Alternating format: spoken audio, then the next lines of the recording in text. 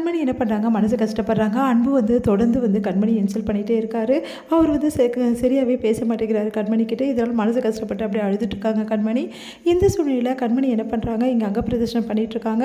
அதை பார்த்துட்டு அவங்க அம்மா ஓடி வந்து, என்ன கண்மணி என்ன ஆச்சு, ஏன் கண்மணி அங்க பிரதர்ஷனம் பண்ணுறா அப்படின்னோடனே, நீங்கள் வேண்டிக்கிட்டீங்கல்ல அவள் குணமானோன்னு அங்க பிரதர்ஷனம் பண்ணுறேன்னு சொல்லிட்டு உங்கள் வேண்டுதலை கண்மணி பண்ணுறா அப்படின்னு சொல்லிட்டு அவங்க மாமியார் சொல்கிறாங்க.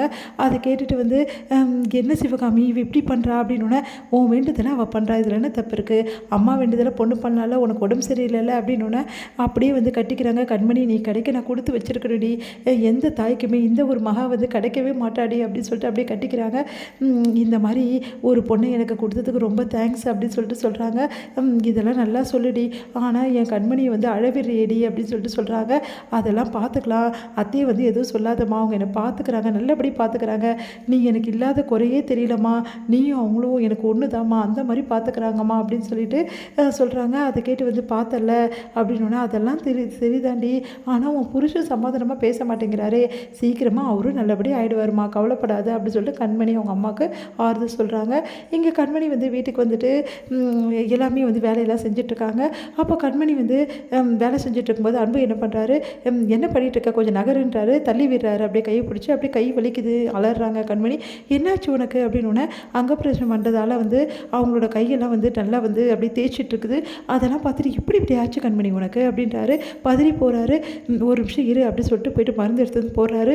என் மேலே இவ்வளோ கோபமாக இருக்காரு, என்னை பார்த்தா எரிஞ்சு விடுறாரு, ஆனால் எனக்கு ஒன்றுனா துடிக்கிறாரு.